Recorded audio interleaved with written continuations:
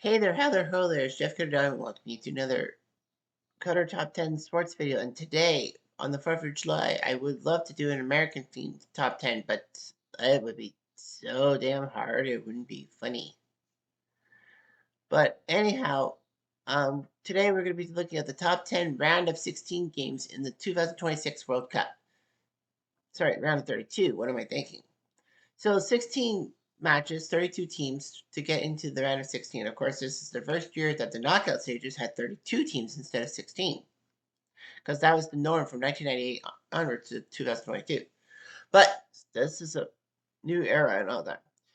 So, of course, we're going to be talking about the top 10 first round knockout games, and then we're going to do the top 10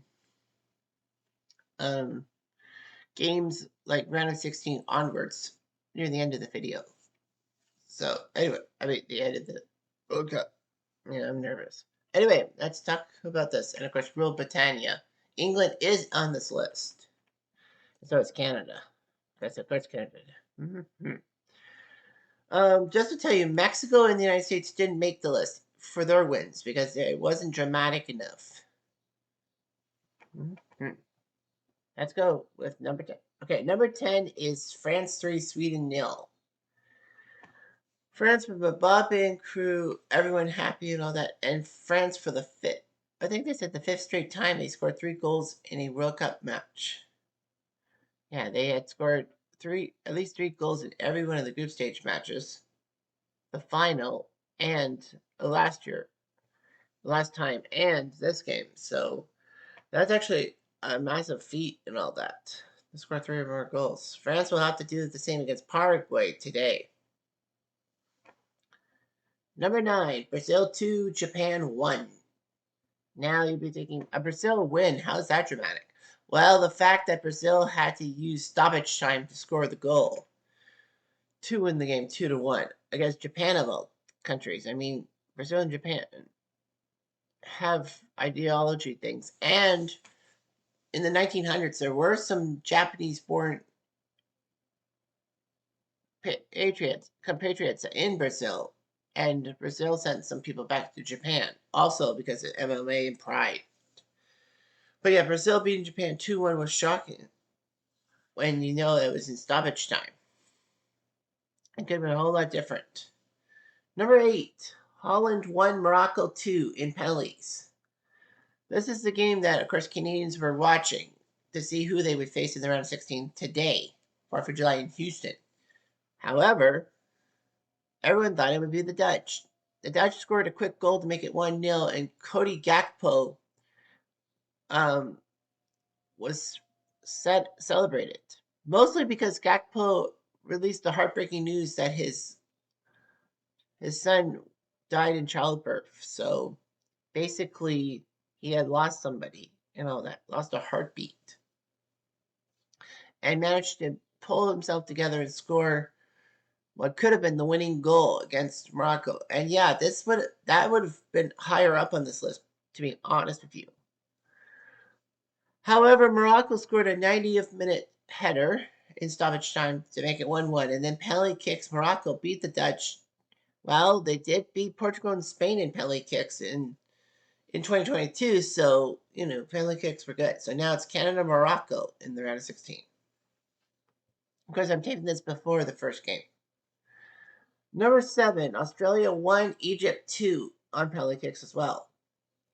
So Australia seemed to be in control. I mean, Egypt, you don't really think much about Egypt soccer except for Mo Salah and maybe Zidane without the E and Trezeguet. Not French players, but, French names. However, Australia couldn't beat the Pharaohs. It was 1-1, and then Australia made a strange move by switching goalies. Matt Bush, who was giving Australia some help between the sticks, actually ended up being subbed out. They figured that they needed the veteran, whoever number 1 is. But yeah, it backfired, and Egypt won the game on penalty kicks. This was actually a smart journey. Even if Egypt doesn't win their next game, this was big. Because Egypt went into the 2026 World Cup with 0 wins in 7 matches. You'd be thinking 7 matches into a World Cup. That doesn't make sense because they played 3 group stage games. But 1934, Egypt played in the tournament, but the organizers made it a straight knockout tournament, so no group stage games. It's just basically straight knockout. You could play as little as 1 game in the World Cup. Egypt did. And then in 1990, they were in the group that had England, the Dutch, and the Irish. And Egypt ended up losing the only game in that group. You may be thinking, how is that possible? Well, the dreadful fact that 5 of the 6 group stage games ended in ties. This, alongside the low scoring average and a few other things, led FIFA to make changes for 1994, including goalies not able to handle a back pass with their hands. They had to kick it. And they made 3 points for a win so that people added more credence and all that. And then in 2018, Egypt were 3-0. I can't remember. I think, yeah, Saudi Arabia beat them one time. And then, of course, Egypt lost the first game of the group stage. And that was actually 8 games without a win in World Cup history. They did beat New Zealand to break that slump. So that's what it is. And in the process, New Zealand now has the most World Cup games played in their history without a win. They've had ties, but without a win. That's 9, tied with Honduras. Just wanted to let you know. Number 6, England 2, Congo 1. Or DR Congo, whatever I call it. But yeah, England had to come back from 1-0 down against DR Congo. It was one of the shocking moments I watched last Sunday, was it? But yeah, England were in trouble. I was like upset. You don't know how upset I was. And then England was down 1-0. I had my Rudy shirt that Bill gave me. And then I'm like, if England doesn't do anything positive by the hydration break of the second half, then I'm going to switch shirts. And I did. So this shirt I wore. And what did you know it? Harry Kane, or as Bill calls him, Follicle Walking Stick, scored 2 goals, wins the game 2-1. Yeah, when England was down 1-0, I was having England-Iceland 2016 flashbacks. And then, thankfully, Harry Kane saved the day. It's akin to Gary Lineker, who was a good goal scorer, too. In the quarterfinals in 1990 against Cameroon, England was down by 1, and it looked like Cameroon was going to pull off the massive upset. But then Lineker scored a pair of goals. Well, a pair of penalties. Kane scored 1 penalty. England beat DR Congo and are going to move on to face Mexico in Mexico. And, of course, was drama about moving the starting time to the afternoon Eastern Standard Time, but no, they didn't want to because of the heat. Number 5, Germany 1, Paraguay 2 on penalty kicks. I know this should be up higher, but trust me, the big 4 were dramatic AF. So anyway, Germany was decent. Germany had actually not been to the knockout stages since their 2014 finals against Argentina. They had fallen twice in the group stages. Germany was looking good. They were 2-0. They were definitely going on to the next round. Then they fell to Ecuador 3-2. They did put some of their good players on. So Ecuador beat Germany, and then Germany would have to face another South American team. At least it wasn't Brazil. It was Paraguay. Paraguay's World Cup history is kind of spotty at best. Not really that much perfect and all that. But they pulled it off. Germany actually was about to be up 2-1 in extra time. It was a clean goal. But unfortunately, one of the German players fouled the goalie for Paraguay, and that you can't do. So unfair advantage, goal taken off the board, penalty kicks, Paraguay beat Germany. It was like, what the hell just happened?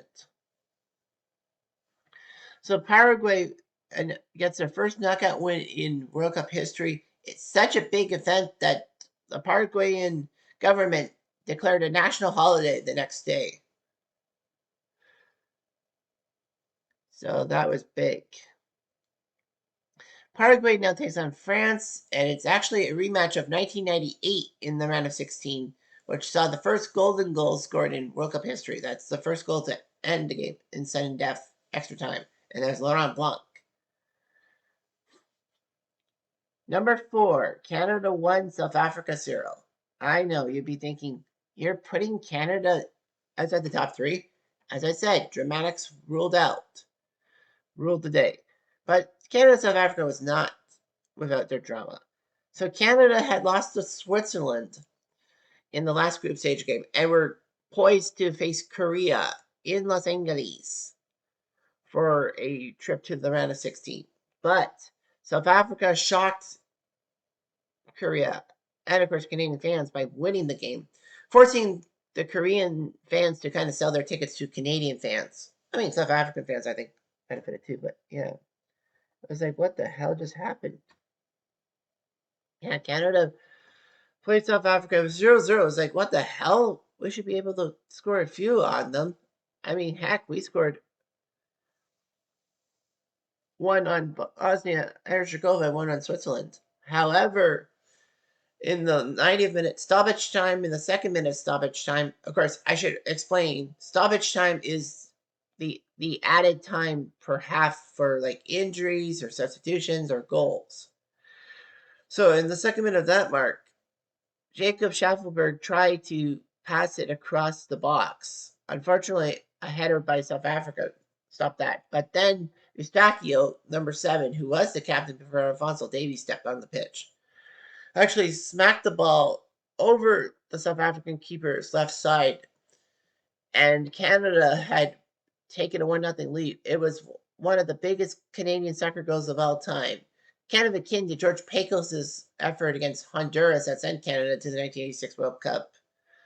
Alphonso Davies scoring the first ever goal in Canadian history. Or even the hat trick of Jonathan David with that. Yeah, doing the hat trick against Qatar. Canada now takes on Morocco, and maybe Canada pushes Morocco to the edge. Maybe. Number 3, Portugal 2, Croatia 1.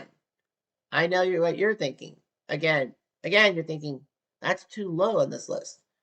Well, trust me, as I said, the last 2 games were worth it.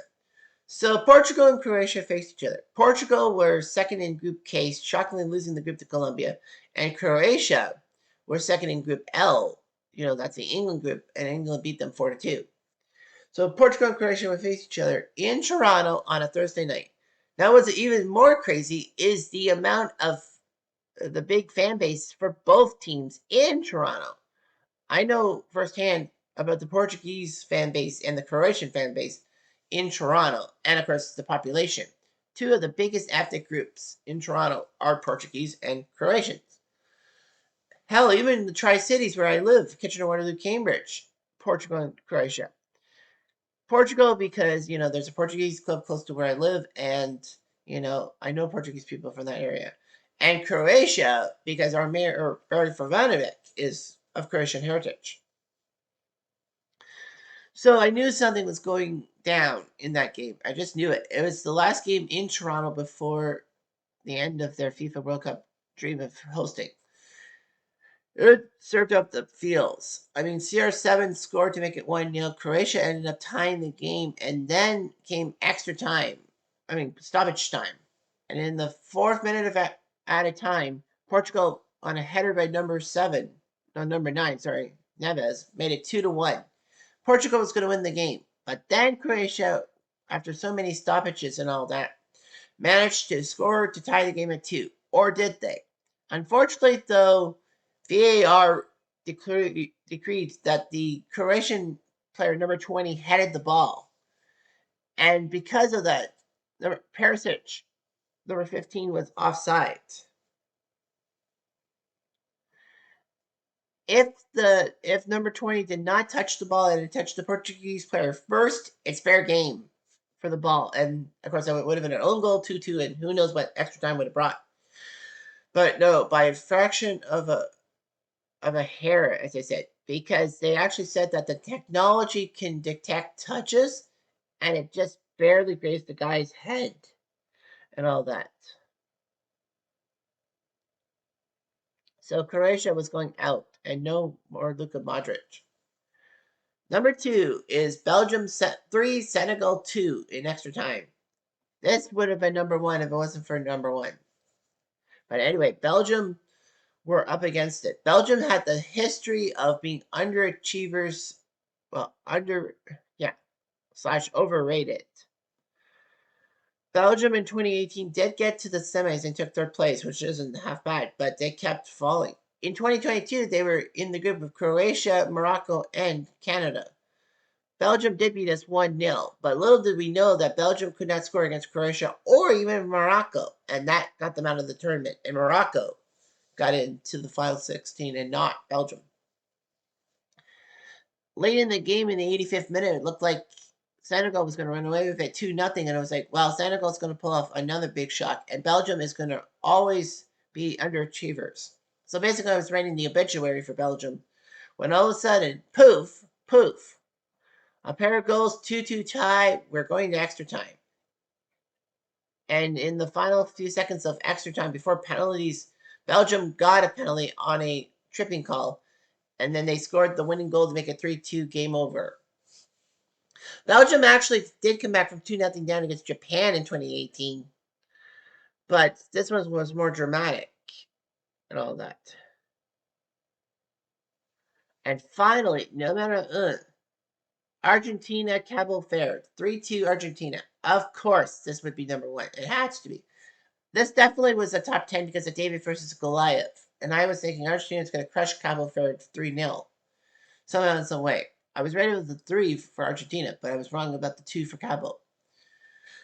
So Leo Messi scored. It was a yawn. Of course he does. And then for some stupid reason, Coutinho, the goalie, kept them into the game, Cabo Verde. And then